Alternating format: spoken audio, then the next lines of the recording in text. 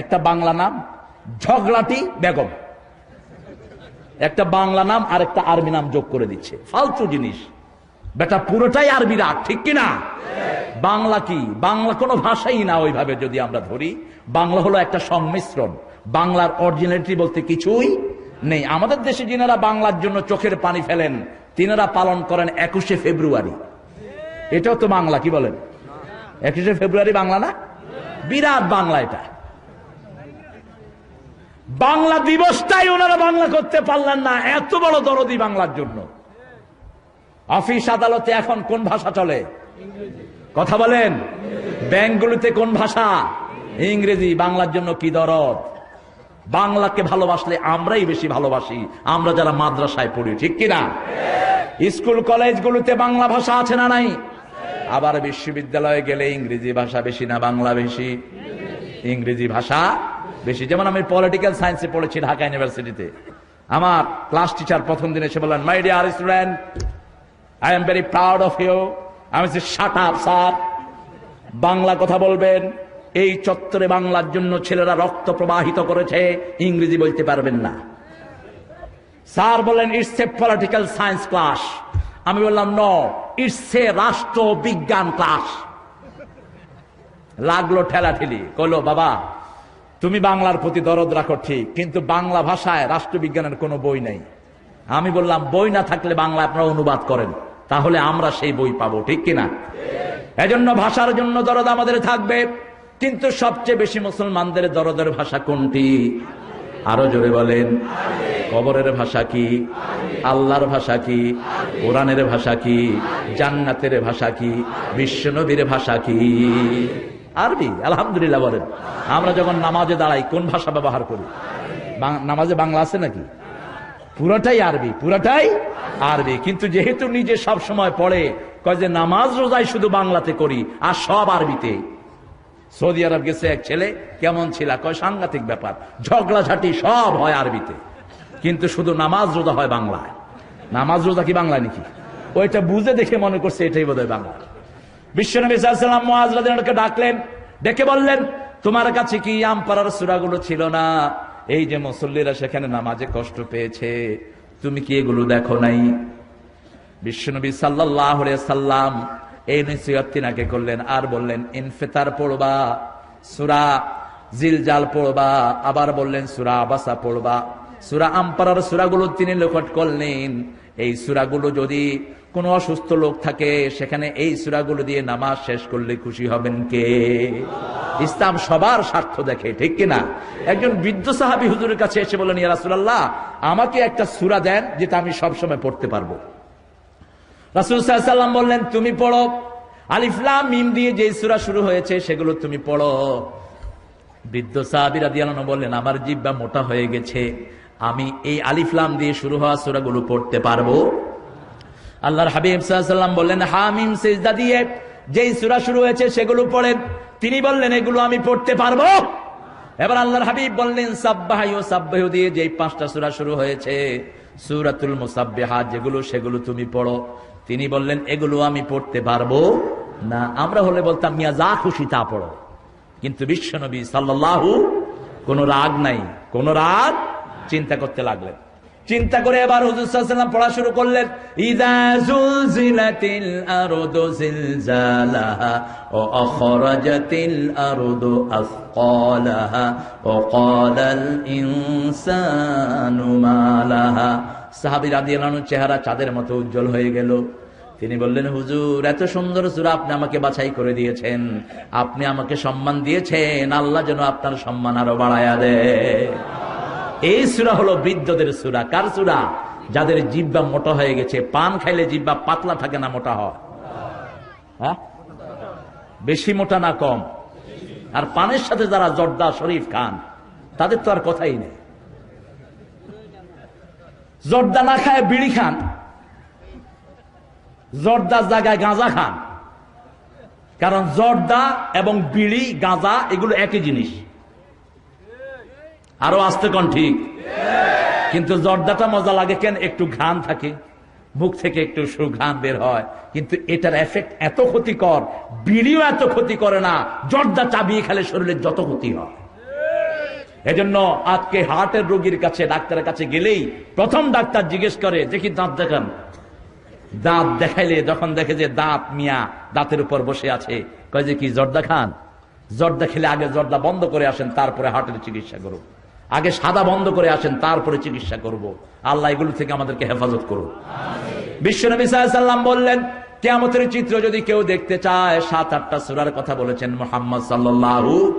এর মধ্যে প্রথম দিকে হলো ইদাস সামাউন ফাতারাত। পড়েন, ইদাস সামাউন ফাতারাত ওয়া ইদাল কাওয়াকিবু তাফারাত ওয়া ইদাল বিহারু ফুজ্জিরাত ওয়া ইদাল কুবুরু বু'থিরাত আলিমাত নাফসুম মা قدمت وأخرت يا أيها الإنسان ما غرك بربك الكريم الذي خلقك فسواك فعدلك في أي صورة ما شاء ركبك كلا بل تكذبون بالدين وإن عليكم لحافظين كراما كاتبين يعلمون ما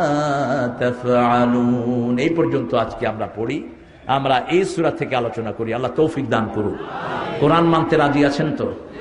না মানলে গুনাহ আছে না নাই? কি গুনাহ? কবিরা গুনাহ। আর কি গুনাহ? এই কোরআন কি ছেড়ে দিবে? এই কোরআনের প্রাণ আছে না নাই? যারা কোরআনের সাথে বেয়াদবি করে তাদের শাস্তি কোরআনে আছে না নাই? কি শাস্তি? এই কোরআন তাদেরকে নিয়ে সোজা জাহান্নামে চলে যাবে। বলবে আল্লাহ, এই লোকগুলো ইত্তাখাযা হাযাল কুরআন মাহজুরা, এই লোকগুলো আমার সাথে বান্দরামি করেছে, আমাকে ঠাট্টার পাত্র বানিয়েছে, এদের বিচারে যতক্ষণ হবে না আমি তাদের পিছু ছাড়বো না। আর যারা এই কোরআনকে নিয়ে সমাজে চলেছে, ওয়াল রাইটিং করেছে, বিভিন্ন জায়গায় এই কোরআনের দিকে মানুষকে ডেকেছে, তাদের পক্ষেও এই কোরআন আছে না নাই? আমরা কোরআনের পক্ষে থাকতে রাজি আছি তো? আমাদের দেশে সাধারণভাবে গ্রামগঞ্জের লোকেরা কোরআনকে ভালোবাসে, সব দলের লোকেরাই, ঠিক কিনা? কিন্তু ভেজাল হয়েছে ঢাকা শহরে কিছু কিছু নেতার মাথা খারাপ, যেগুলো কোরআনকে পছন্দ করে না, ইসলামকে পছন্দ করে না। এদের দেশ বাংলাদেশ নয়, তোরা বাংলাদেশ থেকে বেরিয়ে চলে যা। যারা কোরআনের বিরোধী এদেরকে আমরা পছন্দ করি, ওদের দলের লোকেরা ওদেরকে ঝাড়ু দিয়ে পিটাবে, ঠিক কিনা? কোরআন আছে যেখানে আমরা যাব সেখানে, কোরআনের তেলাওয়াত যেখানে আমরা যাব। পত্রপত্রিকাতে আপনারা দেখছেন বোরকার বিরুদ্ধে আজকে কথা উঠছে। উত্তরা যেই কলেজ স্কুল, এই মডেল স্কুলের প্রিন্সিপালকে গর্দানে দিয়ে বের করে দাও। এই বেয়াদব বোরকার বিরুদ্ধে অবস্থান নিয়েছে, ঠিক কিনা? আস্তে আস্তে কোরআনের এক একটা জিনিসের বিরুদ্ধে তারা নার্ভ টেস্ট করে, তারা টেস্ট করে মুসলমানদের কি অবস্থা। আমরা আমাদের প্রাণ যাবে কিন্তু কোরআনের আইনের অবমাননা হতে দেব না, ঠিক না ঠিক? এই পর্দার সিস্টেমটা কে দিয়েছেন? শরীর ঢাকতে বলেছেন কে? বরং আল্লাহ যেটা বলেছেন ওটা বোরকার চেয়ে মারাত্মক। ওয়ায়ুযরিবনা আলাইহিন্না মিন জালাবিবিহিন্না, জালাবিবটা মোর দেন বোরকা, এটা বোরকার চেয়ে অনেক বেশি এফেক্টিভ। যেমন বোরকাতে ইউ ক্যান এক্সপোজ ইউরসেলফ, অনেকগুলো বোরকা আছে যেগুলো ফিজিক্যালি খুব টাইট এবং বিভিন্ন ডেকোরেশন করা আছে, যেই বোরকাগুলো পরলেই অন্যান্য ছেলেদের নজর ওদিকে চলে যায়। এই বোরকাগুলো ব্যবহার করা সম্পূর্ণ কোন পুরুষ ছেলে টাইট পোশাক পরবে না, কোন পুরুষ কোন মেয়েও টাইট পোশাক পরবে। আবার যেই ছেলে মেয়ের বেশভূষা ধরে তার উপরে আল্লাহর লানত, যেই ছেলে মেয়ের বেশভূষা ধরে তার উপরে আল্লাহর লানত, যেই মেয়েরা চোখের ভুরু চাচে তার আল্লাহর লানত, যেই ছেলেরা টাকনুর নিচে কাপড় পরে তাদের ওই টাকনুর নিচের জায়গাটা জাহান্নামের আগুনে চলে যায়। কার কথা? আবার হাতে চুড়ি পরে অনেক ছেলে আছে না নাই? অবশ্য কাপাসিয়াতে নাই। এরপরে বিভিন্ন মাজার থেকে লাল তেনা দেয়া হয়, তেনা বুঝেন তো? দয়াল, হ্যাঁ, এই তেনার নাম কি? ও বাবা দিছে। এর বাবা কয়জন? বাবার ব্যক্তি বাবা। হ্যাঁ, তোর মাকে তুই একটু শান্তিতে রাখ, মুরুক্ষের গোষ্ঠী। যারে তারে বাবা ডাক ইসলাম, বেকুব। বাবা ইসলাম নির্ধারিত করে দিয়েছে, ঠিক কিনা? ধর্মীয় কারণে কাউকে বাবা ডাকা জায়েজ? নিষেধ করেছেন কে? বিশ্বনবীকে একজন বাবা ডাকতেন, আল্লাহ সেটাও হারাম করে দিয়েছেন। শুধু হারামই করেন নাই, ওনার বিবিকে ওই সাহাবী থেকে ছিনিয়ে নিয়ে বিশ্বনবীর সেই বিবিকে আল্লাহ নিজে বিশ্বনবীর বিবি বানিয়েছেন। ঠিক না ঠিক? যায়েদ বিন হারেসার বিবি ছিলেন জয়নব। কে ছিলেন? জয়নব। যখন আল্লাহ বললেন মা কানা মুহাম্মাদুন আবা আহাদিম মির রিজালিকুম ওয়ালাকিন রাসূলুল্লাহি ওয়া খাতামান নাবিয়্যিন, বিশ্বনবী তোমাদের কোন পুরুষের বাবা নয়, কোন স্বাবলম্বী পুরুষের বাবা নয়, বরং তিনি নবীদের শেষ নবী, নবীদের শেষ নবী। এই কথা বলার পরে এবার বলেন, ও জয়নব, এতদিন তুমি যায়েদ বিন হারেসার বিবি ছিলে, আজকে থেকে তুমি ইদ্দত শেষ করে বিশ্বনবীর বিবি হিসাবে ঘরে প্রবেশ করো। এই জয়নব বলতেন, ও আয়েশা, ও উম্মে সালমা, তোমাদের বিয়ে হয়েছে দুনিয়ার কাজী দিয়া, আর আমার বিয়ের কাজী স্বয়ং আল্লাহ নিজে হয়েছে। আরো আস্তে গান সুবহানাল্লাহ, আল্লাহু আকবার। বাবা আমরা কেন ডাকবো? ছোট বাচ্চাকে আদর করে বাবা বলা যায়, ঠিক কিনা? বাবা তুমি এই কাজটা করো না। কিন্তু একজন পীর সাহেবকে বাবা ডাকা অথবা ধর্মীয় কারণে কাউকে বাবা ডাকা, এটা ইসলামের সিস্টেমই না। এই সিস্টেমটা এসেছে হিন্দু ভাইদের থেকে, খ্রিস্টানদের থেকে, ঠিক কিনা?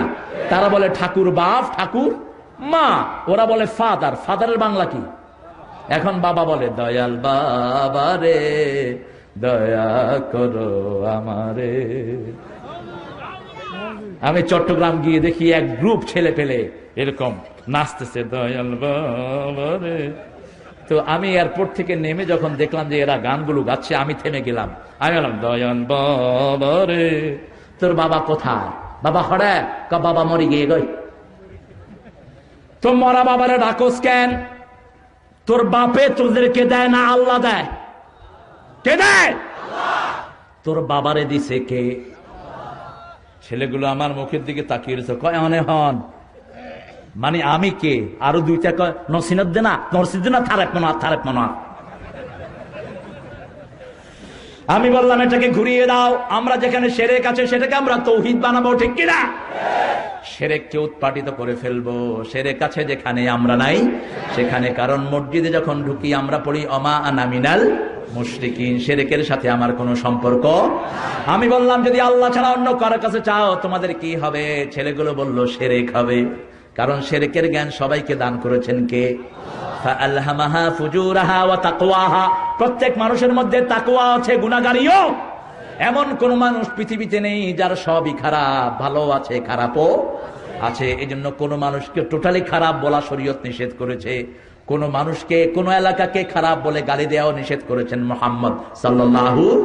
মুসলিম শরীফের একটা হাদিসের মধ্যে হুজুর বলেছেন, কোন এলাকাকে তোমরা খারাপ বলে গালি দিও না। যেমন ওই টোকের কথা বলছো, টোকের সব খারাপ, এই কথাটাকে কুফরি বলেছেন মুহাম্মদ সাল্লাল্লাহু। ওই যে ওই কথা বলছো বরগুনা, বরগুনা সব বড় গুনাহ করে, নিষেধ এটা। একই হাদিসে হুজুর শেষে বললেন, কোন মরা মানুষ মারা গেলে তার জন্য খাবার আয়োজন করাও কুফরি। 7 দিনা যে খাওয়ার আয়োজন করেন এটাকে 100% হারাম করেছেন মুহাম্মদ সাল্লাল্লাহু। এটা করতে পারবেন না। কোন মরা মানুষের জন্য খাওয়ার কোন আয়োজন করা যাবে? আপনার আত্মীয় স্বজন মিসকিন আছে, গোপনে তার কাছে খাবার পৌঁছিয়ে দেন, খুশি হবেন কে? গোপনে তার হাতে টাকা দিয়ে দেন, খুশি হবেন কে? আমি ছেলেগুলোকে বললাম, এবার আমার সাথে ধরো, তোমরা যে গান গাচ্ছ আমিও এই গানের সাথে জড়িত থাকবো। ধরো, দয়াল আল্লাহ রে, দয়া করো আমারে। বলেন, দয়াল আল্লাহ রে, দয়া করো আমারে। তব দয়া বিনা বাঁচে না কেউ এ সংসারে, দয়া করো আমারে। দয়া করেছেন কে? পৃথিবীর এমন কোন জায়গা নাই যেখানে আমার আল্লাহর দয়া নাই। 1 মিনিট যদি দয়া বন্ধ হয়ে যায় পৃথিবীতে কেউ আর জীবিত থাকতে পারবে? সব মরে শেষ হয়ে যাবে। 24 ঘন্টা আমাদের উপর দয়া করছেন কে? এই সুন্দর আকাশ তৈরি করেছেন কে? এই সুন্দর বাতাস প্রবাহিত করেছেন কে? এমন কোন জায়গা নাই যেখানে আল্লাহর দয়া নাই, ঠিক না ঠিক? এজন্য বলছেন ওয়াসিয়াত রাহমাতি কুল্লা শাই, পৃথিবীতে যত জিনিস আছে সবগুলোর উপর কার দয়া? এজন্য দয়া চাইতে হবে কার কাছে? আল্লাহর কাছে। বিশ্ব নবীর কাছেও দয়া চাওয়া যাবে। ইয়া রাসূলুল্লাহ, কই আছো মিয়া? এটা পুরা গানটা জানেন তো আপনারা? শুনছেন না? কথা কন না কেন? আমি শুনছিলাম, আমি বুঝলা গেছি। আমি একদিন কুমিল্লার এক মাহফিলে আমার আগে দিয়ে এরকম এক হুজুরে আনছে, এগুলোর নাম হলো বিশিষ্ট ভণ্ড বেদাতি হুজুর। বিশিষ্ট ভণ্ড বেদাতি হুজুর। আবার এগুলো গরম সুন্নি। সুন্নত গরম না ঠান্ডা? এবার সুন্নত গরম না ঠান্ডা? কপ সুন্নত হলো ঠান্ডা, আর এগুলি হচ্ছে গরম। এগুলির সাথে কোনো সম্পর্ক নাই সুন্নতের। সুন্নত ঠান্ডা, এই জন্য মদিনার মাটিও ঠান্ডা, ঠিক কিনা? বিশ্বনবী সাল্লাল্লাহু আলাইহি ওয়াসাল্লামের নাম শুনলেই রহমত আছে না নাই? দুরূদ পড়লে রহমত আছে না নাই? রহমত ঠান্ডা না গরম? কথা কন না কে? তো সুন্নত গরম হয় কেমনে? গরম সুন্নি মানে হলো ভণ্ড এগুলো। আমি দেখলাম তিনি বলছেন ইয়া রাসূলুল্লাহ, ইয়া রাসূলুল্লাহ। মানুষও গাইতেছে সমানে, আমারও নিদানে। আপনি শুনেন নাই ভাই? মানে আমার মৃত্যুর সময় তুমি আমার মাথার কাছে থাকবা, কানে কানে আমারে কইয়া দিবা ইয়া রাসূলুল্লাহ, ইয়া রাসূলুল্লাহ। এটা কি তৌহিদ না শিরক? আহা, আমাদের দেশের সরল মানুষ বুঝে না, মনে করলে সুদ দিলেই বোধহয় এটা কিছু একটা হয়ে গেল। এই সুদ দিয়ে ভণ্ডরা কত শিরক আমাদের পেটে ঢুকিয়েছে। কেউ ফিরে না খালি হাতে। আগে কি কইতেন? খাজা তোমার দরবারেতে কোথায় খাজা? খাজা নিজে গাঁজা খাইতে খাইতে শেষ। খাজার দরবারে গাঁজা আছে না নাই? কথা বল না কেন? এত গাঁজা কোথাও পাওয়া যায় না যত গাঁজা পাওয়া যায় বিভিন্ন খাজার দরবারে। আজমিরে যান, হায় হায়, মনে মনে গাঁজা। কয় মন লাগবে আপনার? আপনি সারা কাপাসিয়া তালাশ করে এত গাঁজা একসাথ করতে পারবেন না। যাদের নামে শিরক হয় এদেরকে আসামির কাঠ গলায় দাঁড় করাবেন কে? ঈসা আলাইহিস সালামের মতো শ্রেষ্ঠ রাসূলকে আল্লাহ ছেড়ে দিবেন না। ঈসা আলাইহিস সালামকে কৈফিয়তের খাতায় নাম লিখিয়ে দিবেন আল্লাহ। কেন তোমাকে আমার ছেলে বলা হয়েছে? জবাব দাও। হাজার কোটি মানুষের মধ্যে কিয়ামতের ময়দানে কেঁদে ফেলবেন উলুল আযম পয়গম্বর, ইয়া আল্লাহ মাআযাল্লাহ, আপনার কাছে আশ্রয় চাই। আমি কি বলেছি এই জাতিকে আপনি ভালো করে জানেন।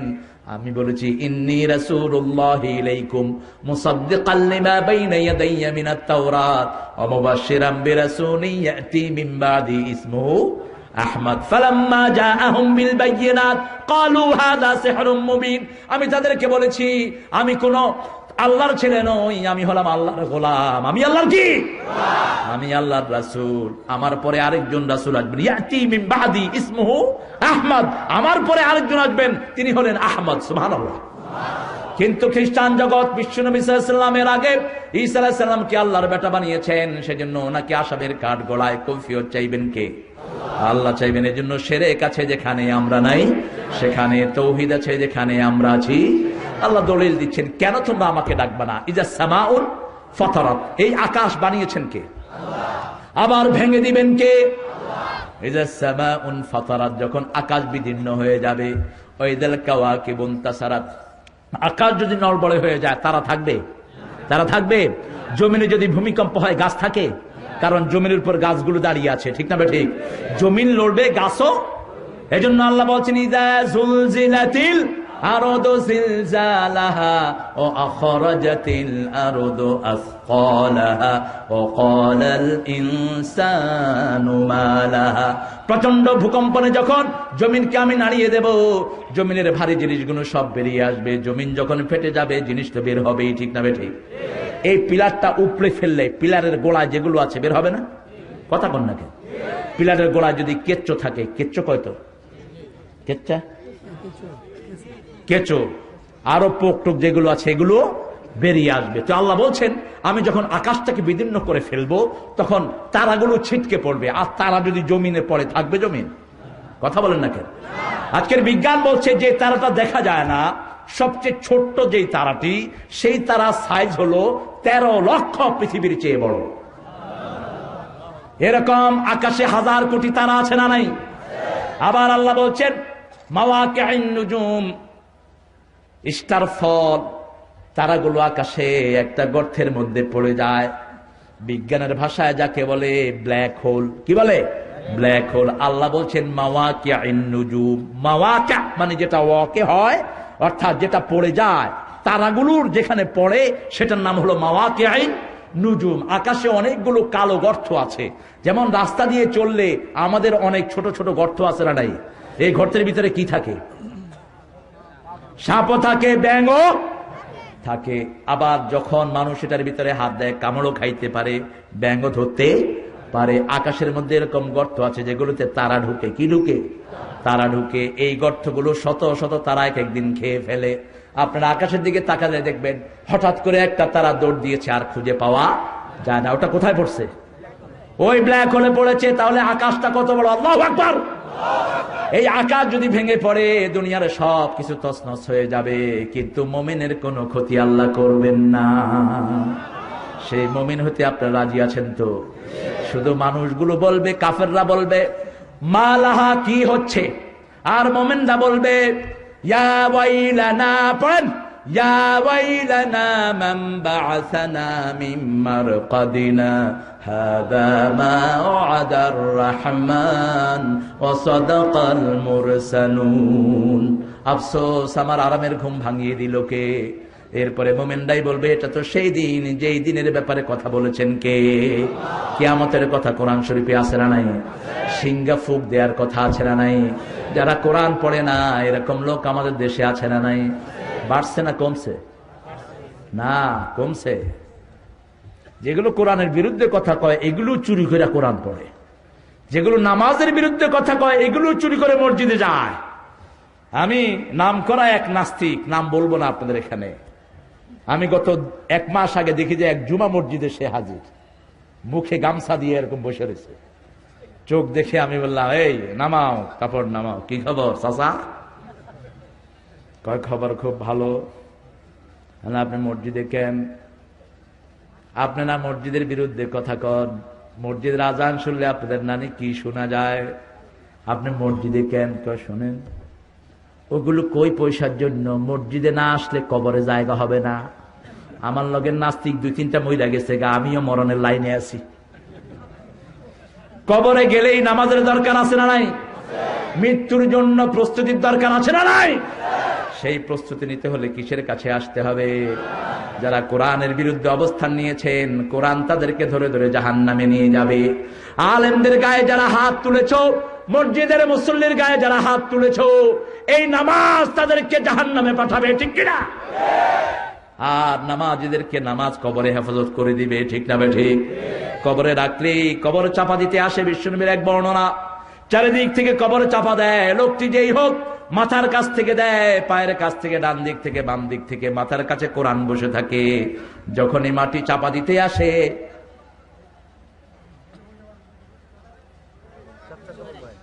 যখনই মাটি চাপা দিতে আসে কোরআন দাঁড়িয়ে যায়, খবরদার এদিক থেকে আসবে না, এটা আমার বন্ধু, কত রাত এটা আমাকে ওয়ালে ওয়ালে লিখেছে, আমাকে প্রচার করেছে, আমাকে নিয়ে মাহফিল করেছে, আমাকে নিয়ে মানুষের দ্বারে দ্বারে গিয়েছে, আমার জন্য রাতের ঘুম হারাম করে তেলাওয়াত করেছে। আমার বন্ধুকে ডিস্টার্ব করবা না। ওখানে মাটি দাঁড়িয়ে যাবে, ডান হাতে নামাজ থাকবে, নামাজ দাঁড়িয়ে যাবে, বাম হাতে যাকাত থাকবে, যাকাত দাঁড়াবে, পায়ের কাছে সদকা থাকবে, সদকা দাঁড়াবে। এবার কবর বলবে আনতা দয়ফি, আপনি আমার মেহমান, আপনি যত দূর তাকাবেন আমি কবর আপনার জন্য প্রশস্ত হয়ে যাব। আল্লাহ এই নসিব আমাদের সবাইকে দান করে দেন। আর যারা কোরআনের বিরোধিতা করেছো, কোরআনের মাহফিল গুলোতে 44 ধারা জারি করেছো, কোরআনের শিল্পীকে আটকে রেখেছো, এই কোরআন তোদের জন্য কবরে আযাব চাপিয়ে দেওয়ার জন্য আসবে, কেউ তোকে সাহায্য করবে না, ঠিক কিনা? কবর ওই কোরআন মাটিকে বলবে ভালো করে চাপা দে, এটা আমার দুশ্মনী করেছে। নামাজের বিরোধিতা করেছো, নামাজ তোমার বিরুদ্ধে চলে যাবে। যাকাতের বিরোধিতা করেছো, সুদী ব্যাংকের সাথে ছিলে, সুদের উপর অ্যাডভার্টাইজ করেছো, সুদের সাথে নিজের সম্পর্ক রেখেছো, সুদ বলবে এটা আমার পক্ষে ছিল, ও মাটি ভালো করে এটাকে চাপ দাও। টাকা পয়সা কিছুই আল্লাহর রাস্তায় দাও নাই, বিভিন্ন আজে বাজে আড্ডায় খরচ করেছো, আছে না নাই? কত গেট! একটা সিজন আসলে বাংলাদেশে গেটের আর অভাব হয় না। বিশ্বনবী 1400 বছর আগে এই ওরসের বিরুদ্ধে মুসলিম শরীফে হাদিস বলেছেন, সেই হাদিসগুলো মুসলমান মানে না। হুজুর বলেছেন কারো কবরকে তোমরা উৎসবের জায়গায় পরিণত করবা না। আবার ওরস কোত্থেকে এসেছে, কোন একটু খবর নিতে চায় না। চাউল কিনতেও তো 10টা দোকান বাছাই করি, ঠিক কিনা? কথা বলেন না কেন? চাউল কি এক দোকান থেকে কিনি? মাটির পাতিলা, এগুলোকে আপনারা কি বলেন? মাটির পাতিলা একটা কত দাম? আচ্ছা ধরলাম 30 টাকা এলো। কিনার সময় বাড়ি দেন কিনা? কয়টা বাড়ি দেন? 3-4টা তো মিনিমাম দেন। কেন দেন? কি জন্য দেন? আর আপনার ইমান নিয়ে যারা খেলবে তাদেরকে একটু বাড়ি দিয়েও দেখবেন না। এই যে ওরসের গেট, এই সবগুলো হলো ইসলাম বিরোধীদের গেট। এখানে যাবেন ইমান ধ্বংস হবে, ঠিক কিনা? এত পয়সা তারা কোত্থেক পায়? সারা দেশে পোস্টার আর পোস্টার, তাদের গেট আর গেট। ইসলাম বিরোধীরা তাদেরকে সাহায্য করে। ওরস মানে হলো বাসর ঘর। এই যে কবরে যাদের, কবর যাদের জন্য সুন্দর হয়ে যাবে মোমেনদের জন্য, কবর থেকে আওয়াজ আসবে, নুম কানৌমিল উরুস, বাসর ঘরে জামাই যেরকম ঘুমায়, তুমি আমার কবরে মোমেন সেরকম তুমি ঘুমাও। আল্লাহ আমাদের সবাইকে সেই নসিব দান করে দেন। কিন্তু যে লোকটি ইসলামের বিরুদ্ধে কাজ করেছে তার জন্য এরকম কোন কথা বলা হবে? ওরস মানে হলো বাসর ঘর। ওরস মানে কি? বাসর ঘর। তাদের ওই হুজুর, তাদের ওই পীর সাহেব যেদিন মারা গেছে সেদিন সে আল্লাহর সাথে মিলিত হচ্ছে, এই জন্য এটাকে ওরস বলা হচ্ছে। একটা বই বেরিয়েছে, পারলে সংগ্রহ করে নেন, আকিদাতুস সুফিয়িন, মদিনা ইউনিভার্সিটি থেকে বের হয়েছে। এটা বাংলা ভাষা অনুদিত হয়েছে, আকিদাতুস সুফিয়িন। এই বইটির ভিতরে কোথা থেকে এই জিনিসগুলো এসেছে সবগুলোর বিস্তারিত বর্ণনা সেখানে দেওয়া হয়েছে। আল্লাহ আমাদেরকে জানার তৌফিক দান করুন। আরো চিৎকার করে বলেন আমিন। আবার মানতের জন্য যে গরুগুলো ছাগলগুলো পাঠায়, এগুলোর কথা কোরআন শরীফে আছে না নাই? এগুলো ফরজ বা সুন্নত? আসলে কি? জোরে বলেন, আরো জোরে বলেন। হারাম করেছেন কে? আয়াতটা মুখস্থ রাখেন, হুররিমা হুররিমা হুররিমা আলাইকুমুদ দাম ওয়া লাহমুল খিনজির ওয়া মা উহিল্লা লিগাইরিল্লাহ। তোমাদের জন্য প্রবাহিত রক্ত হারাম করলাম, শূকরের গোশত হারাম করলাম, অন্য মানুষের জন্য মানত করা হারাম করলাম। কার কথা? তারপরে মানত করেন কেমনে? কেমনে এত গরু সেখানে যায় আমার মাথায় ঢুকে না। গরু আর গরু, ছাগল আর ছাগল, এগুলোর গোস্ত খাওয়া তেমনি হারাম যেমনি শুকরের গোস্ত খাওয়া হারাম।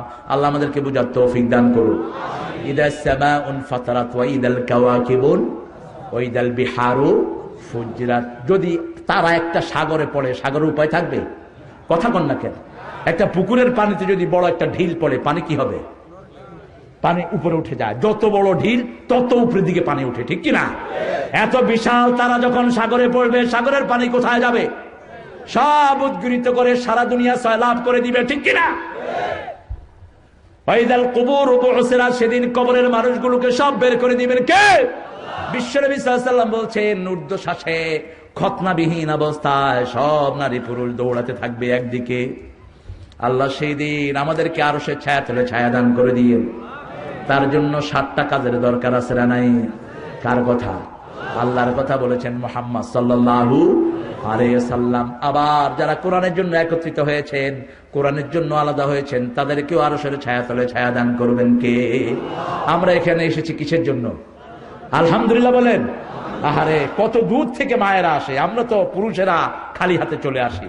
আমি আজকেও আস্তে আস্তে দেখলাম একজন মা কোলে একটা বাচ্চা, আরেকটা হাতে ধরেছেন, আরেকটা পিছনে মা মা করতেছে, হাঁটতেছে। কত দূর থেকে হেঁটে আসে কে জানে।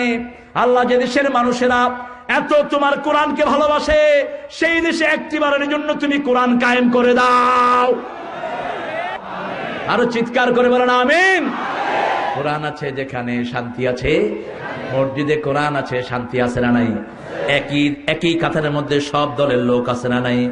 বিএনপি, আওয়ামী লীগ, জামাত, তাবলীগ, পীর সাহেবের মুরিদেরা, সব মুরিদেরা আছে না নাই? কোন ঠেলা ঠেলি? কারণ আইন চলে কার? কার আইন চলে? এই আইনটা যদি জমিনে চলে আসতো, জমিনের ঠেলা ঠেলি গুতাগুতি সব বন্ধ হয়ে যেত। কোন মানুষ কোন মানুষের উপর জুলুম করতে পারতো না।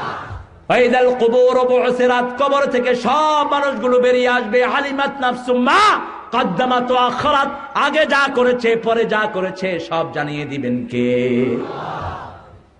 ইয়া আইয়ুহাল ইনসান, কার কথা? ইয়া আইয়ুহাল ইনসান, ও মানুষেরা, মুমিনদেরকে নয় মানুষদেরকে বলবে। কাদেরকে? মানুষদেরকে। মানুষদের মধ্যে যারা কাফের ছিল, যারা বেঈমান ছিল, আল্লাহর সাথে ধোঁকাবাজি করেছে, ঠিক তবে ঠিক। ইয়া আইয়ুহান নাস, ও হিউম্যান বিং, মা গাররাকা বিরাব্বিকাল কারীম, এমন দয়ালু আল্লাহ সম্পর্কে কে তোমাকে ধোঁকায় ফেলেছে? ইন্নাল আবরারা লাফি নাঈম ওয়া ইন্নাল মা গাররাকা বিরাব্বিকাল কারীম আল্লাযী খালাকাকা, পড়েন, আল্লাযী খালাকাকা ফাসাওয়া, الذي خلقك فسواك فعدلك في أي سورة ما شاء ركبك। আল্লাহু আকবার। বর্ণনা দেখলেই মনে হয় এটা কার কথা? প্রথম বললেন আমার সম্পর্কে কে তোমাকে আমার মতো দয়ালু আল্লাহ সম্পর্কে ধোঁকায় ফেলে দিল। এরপরে বললেন আল্লাযী খালাকাক, আমি তোমাকে বানিয়েছি। কার কথা? আল্লাযী খালাকাকা ফাসাওয়াকা ফাআদালাক, আমি তোমাকে ভারসাম্যপূর্ণ করেছি, সংস্থাপন করেছি। সাওয়াকা ফাআদালাক, ব্যালেন্স করেছি, ভারসাম্যপূর্ণ করেছি, ঠিক কিনা? চোখের জায়গায় চোখ দিয়েছেন, নাকের জায়গায় নাক দিয়েছেন, মুখের জায়গায় মুখ দিয়েছেন। দাঁতগুলো যদি একটু নিচে হতো বিশ্রী লাগতো, একটু উপরে হলো বিশ্রী লাগতো, ঠিক কিনা?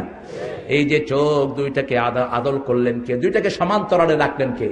চোখ একটা একটু উপরে, আরেকটা একটু নিচে হলে কি বলেন আপনারা? বেড়া, ঠেরা,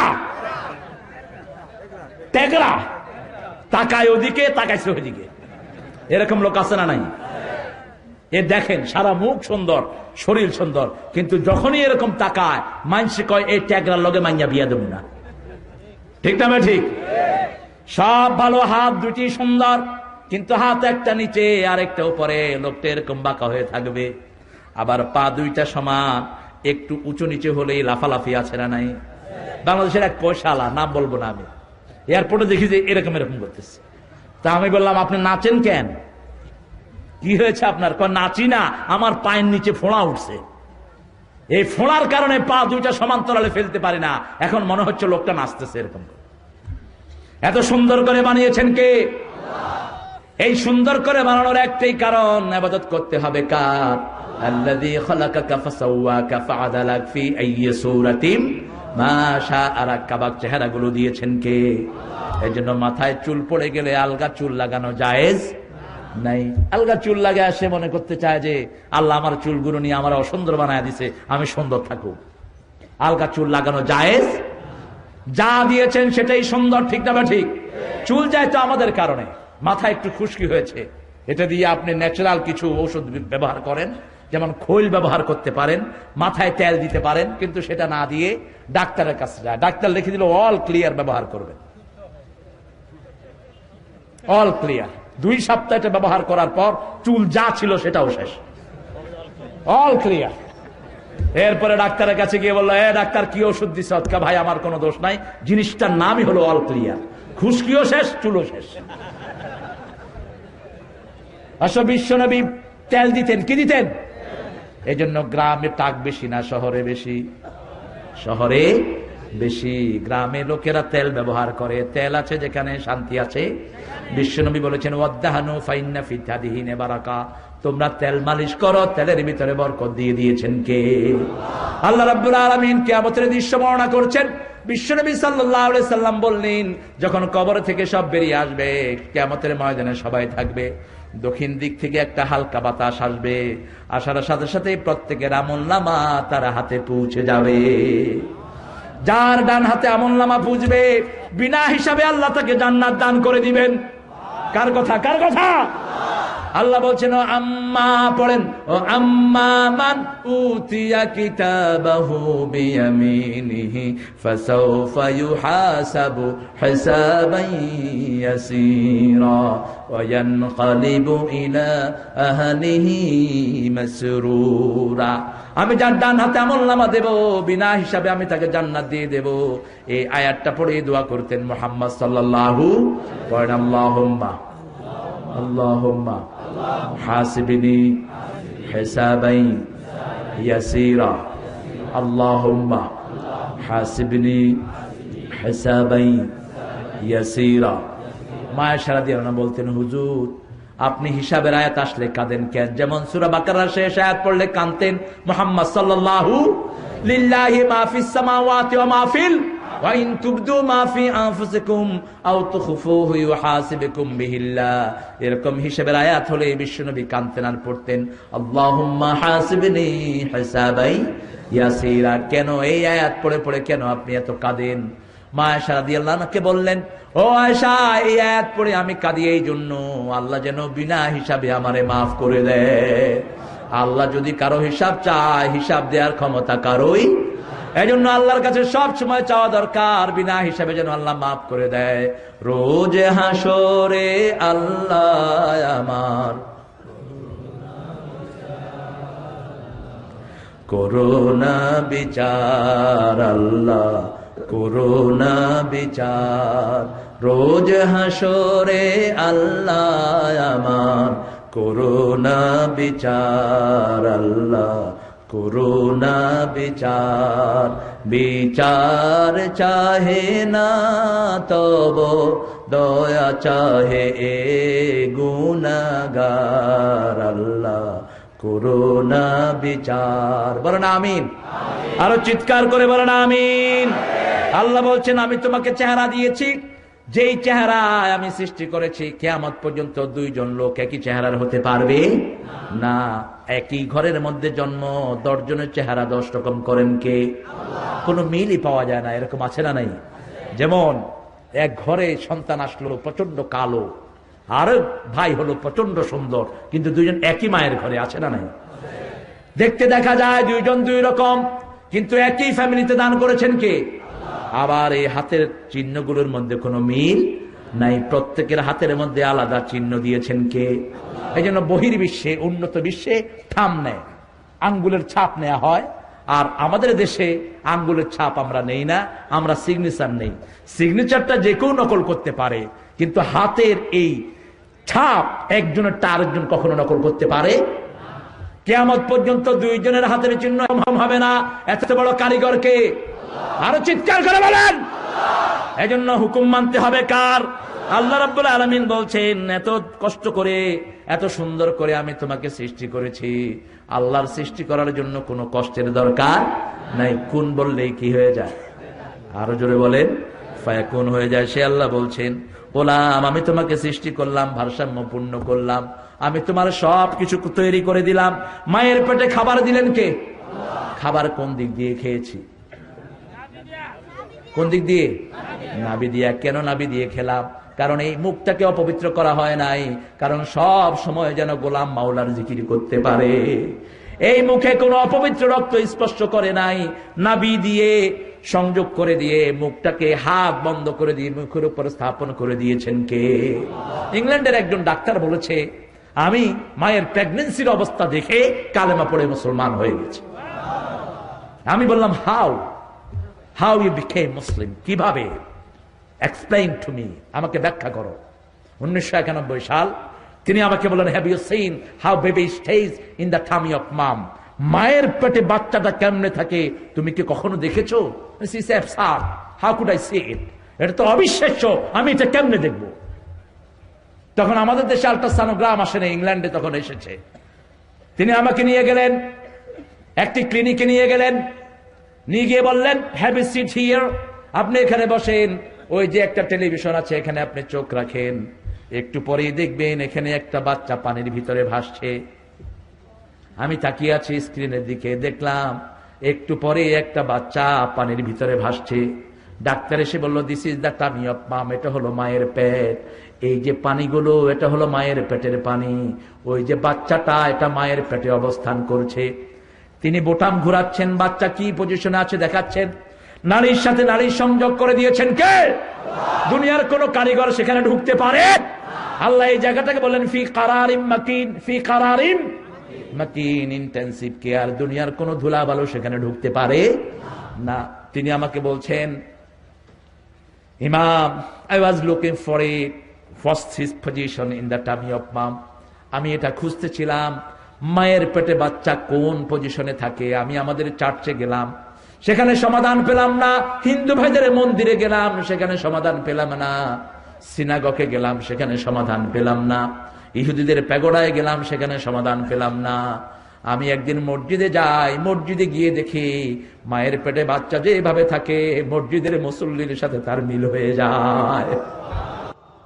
আমি বললাম আমাকে বুঝান। তিনি বললেন, ওই যে দেখেন বাচ্চা হাত দুটি বন্ধ করে আল্লাহ তার মুখের সামনে রেখেছেন, পা দুটি ভাঙা। ওই বাচ্চাটি কিছুক্ষণ পরে পরে এরকম করে, কিছুক্ষণ পরে পরে বাচ্চা আল্লাহর সামনে সিজদা করে। তিনি বলছেন, what the things you do inside your mosque, last position, prostrate to the earth. যখন তোমরা জমিনের দিকে এরকম ঝোঁকো, বাচ্চাটাও এরকম ঝোঁকে। বাচ্চাটা আল্লাহকে সিজদা দেয়। সে বলছে যখন এই সিজদার পজিশনে বাচ্চা থাকে তার ডেলিভারি হয় স্বাভাবিক, আর যখন সিজদার জায়গা থেকে নড়ে যায় তাকে পেট কেটে দুনিয়াতে আনতে হয়।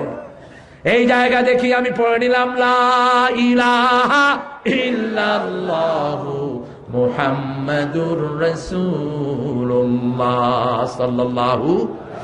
আমি এটা থেকে আরেকটা আয়াত বুঝলাম। আল্লাহ বলছেন কুল ইন্না সলাতি, পড়েন, কুল ইন্না সলাতি ওয়া নুসুকি ওয়া মাহইয়ায়া ওয়া মামাতি লিল্লাহি রাব্বিল আলামিন। 5 ওয়াক্ত নামাজে তাকবীরে তাহরিমার পরে এই আয়াতটা পড়তেন মুহাম্মদ সাল্লাল্লাহু। বলো আমার নামাজ, আমার কোরবানি, আমার জীবন, আমার মনন সব কার জন্য? তা আগে নামাজ আসলো কেমনে? আগে জীবনে না আসতো, ঠিক কিনা? সব কিছুর আগে কি আসলো? কি আসলো? নামাজ আসলো। আবার যখন কোরবানির গরু জবাই করি এই একটা মুখে আসে না নাই? যারা নামাজ পড়ে না তাদের কোরবানি কবুল হবে? কার কথা? কিন্তু আমাদের দেশে উল্টা, যারা নামাজ পড়ে না তারাই বড় গরু কোরবানি দেয়। কাপাসিয়াতে কি অবস্থা আমি জানি না, বিশাল গরু কিনে গরুকে গলায় মালা লাগিয়ে ঘুরানো হয়, অথচ 1 ওয়াক্ত নামাজও পড়ে না। আল্লাহ বলছেন যদি নামাজ না পড়ো তোমার কোরবানি কবুল। কার কথা? ইন্না আ'তাইনা, পড়েন, ইন্না আ'তাইনাকাল কাউসার ফাসাল্লি লিরাব্বিকা ওয়ানহার ইন্না শানিয়াকা হুয়াল আবতার। নিশ্চয়ই হে নবী আপনাকে আমি কাউসার দান করেছি, অতএব আপনি নামাজ পড়তে হবে কার জন্য? আবার কাউসার পেতে হলে নামাজের দরকার আছে না নাই? মসজিদে যাওয়ার দরকার আছে না নাই? কয়বার? কয়বার? নাকি সপ্তাহে একবার গেলেই হবে?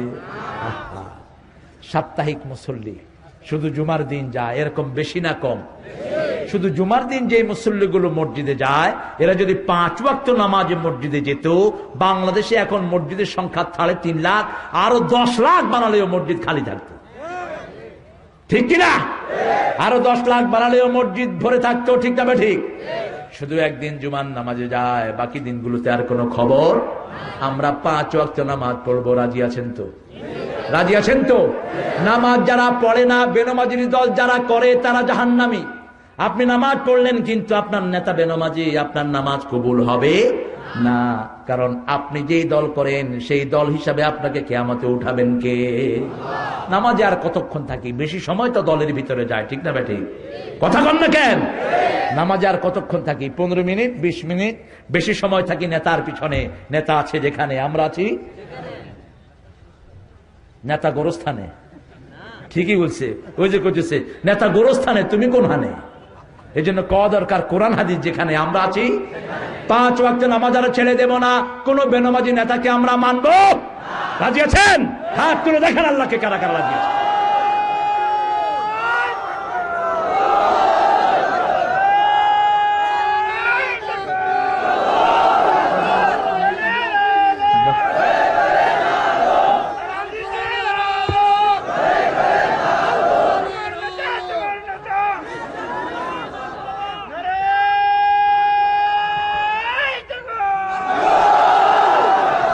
কবুল করুন। আরো জোরে বলি আমিন। এই তাকবীরটা বললে বোধহয় গুনাহ হয় না? কোরআন শরীফে এটার কথা আছে না নাই? ওয়ালি রাব্বিকা ফাকাব্বির, ওয়ালি রাব্বিকা ফাকাব্বির। বিশ্বনবীর উপর প্রথম 5টা আয়াত নাজিল হয়। কয়টা? মানুষের সমস্যা কয়টা? কথা বলেন। 5টা। মানুষের সমাধান কয়টা? 5টা। কিয়ামতের প্রশ্ন কয়টা? 5টা। প্রথম কোরআন আয়াত নাজিল হয়েছে কয়টা? শরীরে ইন্দ্রিয় কয়টা? কথা বলেন, 5টা।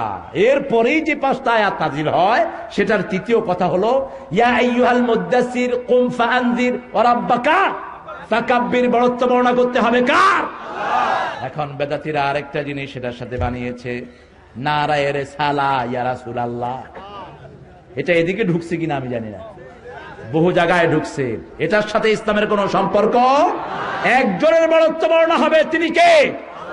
5 ওয়াক্ত নামাজে আল্লাহু আকবার আছে না নাই? আমরা যে তাসবিহ করি সুবহানাল্লাহ, আলহামদুলিল্লাহ, আল্লাহু আকবার, বিশ্বনবী কি কখনো বলেছেন নারায়ে রিসালা? কখনো বলেছেন ইয়া রাসূলুল্লাহ? ইয়া রাসূলুল্লাহ বলে ডাকাটাও আপত্তিকর, এভাবে ডাকাটাও কোরআন হাদিস বিরোধী। কারণ কোরআনের কোথাও আল্লাহ ইয়া মুহাম্মদ বলে ডাকেন নাই, ইয়া রাসূল বলে ডাকেন নাই, ইয়া আইয়ুহার রাসূল বলেছেন, আলিফ লাম যোগ করেছেন, ইয়া আইয়ুহান নবী বলেছেন, ইয়া আইয়ুহাল মুদ্দাসসির বলেছেন। আপনি কেমনে আলিফ লাম ছাড়া সম্মান না দিয়ে বিশ্বনবীকে আপনি ডাকেন? আলিফ লাম দিয়ে সম্মানিত করেছেন কে? ইয়া আইয়ুহাল মুদ্দাসসির কুম ফাআনজির ওয়া রাব্বাকা ফাকাব্বির ওয়া সিয়াবাকা ফাতাহহির ওয়ার রুজজা ফাহজুর ওয়া লা তামনুন তাস্তাকসির। ওগো ও কামলিওয়ালা ইয়া নবী সাল্লি আলা, তোমারে মনে পড়েছে, তোমারে মনে পড়েছে, কি যে কি মন্ত্রণাতে অসহ যন্ত্রণাতে মন আমার তোমায় সরেছে, তোমারে মনে পড়েছে। মানুষ আজ ধুকে ধুকে মরছে দেখো পথের ধুলায়, অভাবে অনটনে দিনে রাতে আবরু লুটায়, জালিমের অত্যাচারে অসহায় হাহাকারে বিধাতার আরশকে পেয়েছে, তোমারে মনে পড়েছে। আলহামদুলিল্লাহ বলে। কার কথা? কার কথা? ইয়া আইয়ুহাল মুদ্দাসসির। কেন আল্লাহ বিশ্বনবীকে ইয়া মুহাম্মদ বলে ডাকেন নাই? ইয়া মুহাম্মদ বলে অন্য নবীকে ডেকেছেন। অন্য নবীর চেয়ে অনেক বেশি দায়িত্ব বেশি আমার নবীর, আছে না নাই? অন্য নবী ছিল ট্রাইবাল, গোত্রিক নবী, আর এই নবী হলেন ইন্নী রাসূলুল্লাহি ইলাইকুম জামিয়া, সারা দুনিয়ার তিনি নবী। সুবহানাল্লাহ। তিনি হলেন বিশ্বনবী। তিনি কি নবী? বিশ্বনবী। আবার বিশ্বনবীর সমস্ত চরিত্রের বর্ণনা দান করেছেন কে? এখন আমার নবীর বিরুদ্ধে যারা কথা বলে বাংলাদেশে এখন তারাও সোচ্চার আছে না নাই? আজকের পত্রিকায় দেখলাম ওই যে এক বেয়াদব নারী বহু আগে বাংলাদেশ থেকে ঝাড়ু পিটাকে বের হয়েছিল, কি নাম? আজকে আবার তিনি পত্রিকায় বিবৃতি দিচ্ছেন, একে টেনে ছিঁড়ে ফেলা দরকার। বিশ্বনবীর কোন দুশমন এই বাংলাদেশে থাকতে পারবে না, ঠিক কিনা? এদেশ ইসলামের দেশ, কোরআনের দেশ, এদেশ কোন মুশরিকের দেশ নয়। আমরা নামাজের আজান শুনে ঘুম থেকে উঠি, আবার নামাজ পড়ে ঘুমাতে যাই, ঠিক কিনা? ইসলাম ছাড়া অন্য কিছু আমরা পছন্দ করি। আমাদের এয়ারপোর্টের নাম কি? কেন শাহজালাল হলো বলেন? বলেন বাড়ি কোথায়? বাড়ি সিলেট। আমি সিলেটে জিজ্ঞেস করলাম শাহজালালের বাড়ি কোথায়? এক লোক বলল আমার বাড়ির খরেদি। আমার বাড়ির খরেদি। আমি বললাম তোমার বাড়ি খড়ায়? আমার বাড়ি হলো সুনামগঞ্জ, আমার বাড়ির খরেদি শাহজালাল বাড়ি। কেন তোমার বাড়ির খরেদি শাহজালাল গুলো কেমনে? ওর বাড়ির পিছনে এক লোক ছিল, তার নাম শাহজালাল। আমি মনে করছি ও মনে করছে তার কথা আমি জিজ্ঞেস করছি। তিনি এতটা প্রিয় হয়েছেন মনে হয় তিনি আমাদেরই মানুষ, ঠিক কিনা? কিন্তু তার ভাষার সাথে আমাদের ভাষার কোনো মিল ছিল না, তার খাওয়া দাওয়ার সাথে আমাদের কোনো মিল ছিল শুধু একটা জায়গায় মিল, লা ইলাহা ইল্লাল্লাহ, লা ইলাহা ইল্লাল্লাহু মুহাম্মাদুর রাসূলুল্লাহ সাল্লাল্লাহু। এদেশে তিনি তলোয়ার নিয়ে এসেছেন। কি নিয়ে এসেছেন? তলোয়ারটা এখনো আছে না নাই? গৌর গোবিন্দের বিরুদ্ধে কি করেছেন? কি করেছেন? কি করেছেন? নাকি শুধু তাবিজ দিয়েছেন?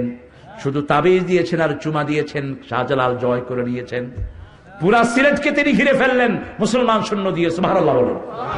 ঘিরে ফেলে তাদেরকে আলটিমেটাম দিলেন, আজান হবে 4 কোণা থেকে 4 জন যারা আসরের নামাজ কাজা করে নেই, এরা 4 জন আজান দিবে। এই সময়ের মধ্যে তুমি তোমার সব লোডা গড়ি নিয়া ভাগো এখান থেকে। যদি তারপরে অবস্থান করো তোমার সাথে তলোয়ার দিয়ে মোকাবেলা হবে, ঠিক কিনা? আজান শুরু হলো। কাফের কখনো আজান সহ্য করতে পারে না, শয়তান কখনো আজান সহ্য করতে পারে। আজান হলে শয়তান কি করে? আর কি করে? আচ্ছা, এটা আর করেন না।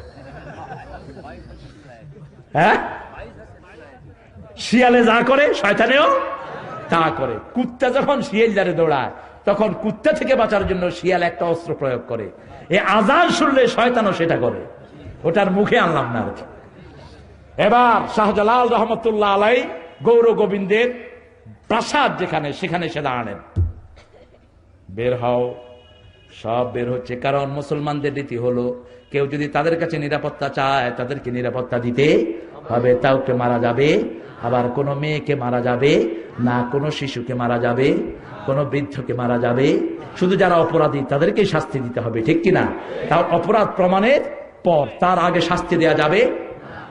বের খাও। মা ফি, এটার ভিতরে কি? হাইয়াতুন, সাপ। এটা বের হও। দরজায় দাঁড়িয়ে আছেন কে? হাতে কি?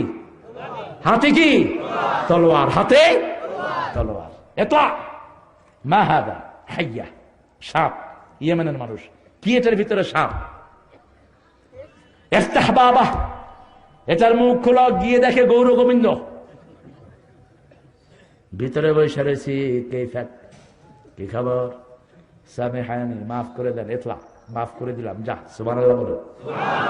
ইসলাম ভালোবাসা দিয়ে এসেছে, তলোয়ার দিয়ে ইসলাম আসে নাই। তলোয়ার দেখানো হয়েছে কিন্তু প্রয়োগ করা হয়নি। যেমন শিশুকে শাসনের জন্য হুজুর বলেছেন লাঠি রাখো, কিন্তু শিশুর গায়ে লাঠি মেরো না। কিন্তু আমাদের অনেক হুজুর পোলাপান্ডে মারতে মারতে নিজের লুঙ্গি খুলে যায়। আমাকে এক লোক বলল যে ছেলেটাকে হেফজোখানায় দিছি, হুজুরে মারতে মারতে হুজুরের লুঙ্গি খুলে গেছে। আমি বললাম নাউজুবিল্লাহ। কোন অসুবিধা হয়নি, পাঞ্জাবি লম্বা ছিল। আরে ভাই, লম্বা পাঞ্জাবির যারা ঘৃণা করো, তোমরা বুদ্ধিমান না। লম্বা পাঞ্জাবি হলো ইসলামের চিহ্ন, নিদর্শন। সুবহানাল্লাহ। বিশ্বনবী স্বপ্ন দেখলেন সব সাহাবায়ে কেরামের পাঞ্জাবি লম্বা, সহিহ হাদিস। কিন্তু একজনের পাঞ্জাবি নিসফে সাক। আল্লাহর হাবিব ফজরের পরে প্রশ্ন করলেন, বলো তো কাকে নিয়ে আমি এই স্বপ্ন দেখেছি? সাহাবায়ে কেরাম বললেন আল্লাহু ওয়া রাসূলুহু আলাম, আমরা কিছুই জানি না, আল্লাহ বিশ্বনবীকে সব জ্ঞান দিয়েছেন। বিশ্বনবী সাল্লাল্লাহু আলাইহি ওয়াসাল্লাম বললেন, আমি আমার ওমরকে নিয়ে এই স্বপ্ন দেখেছি, ওমরের আমলে ইসলামটা আল্লাহ পরিপূর্ণ করে দিবে। পাঞ্জাবি হলো ওই পরিপূর্ণতার চিহ্ন। সুবহানাল্লাহ। আবার বুখারীর বর্ণনা, আবু বকর রাদিয়াল্লাহু আনহু বলছেন, ও আয়েশা, আজকে কি বার? আজকে সোমবার মাগো, আগামী সোমবার পর্যন্ত আমি আর দুনিয়াতে নাও থাকতে পারি। ও মা, আমার গায়ের জামাটা দিয়ে আমার কাফন করে দিও। মেয়ে বলছে, বাবা আমরা তো এত গরিব নই, পুরান জামা দিয়ে কাফন করতে হবে, নতুন কাফনের পয়সা কেনার পয়সা আছে না নাই? আবু বকর রাদিয়াল্লাহু আনহু কতবার জান্নাতের সুসংবাদ পেয়েছেন। বিশ্বনবী নামাজের ইমামতি যেই মানুষটি করেছেন, আল্লাহর হাবিব যার ব্যাপারে বলতেন লাউ কুনতু মুত্তাখিযান খালিলান লাত্তাখাযতু আবা বকর ওয়ালাকিন্নাল্লাহু হুয়াল খলিলুল আসলি হুয়ার রফিকুল আলা। আমি যদি প্রাণের বন্ধু হিসেবে কাউকে নিতাম, আমার আবু বকরকে নিতাম, কিন্তু আসল বন্ধুর নাম আল্লাহ। আসল বন্ধুর নাম আল্লাহ। আমার সবচেয়ে বড় বন্ধু কে?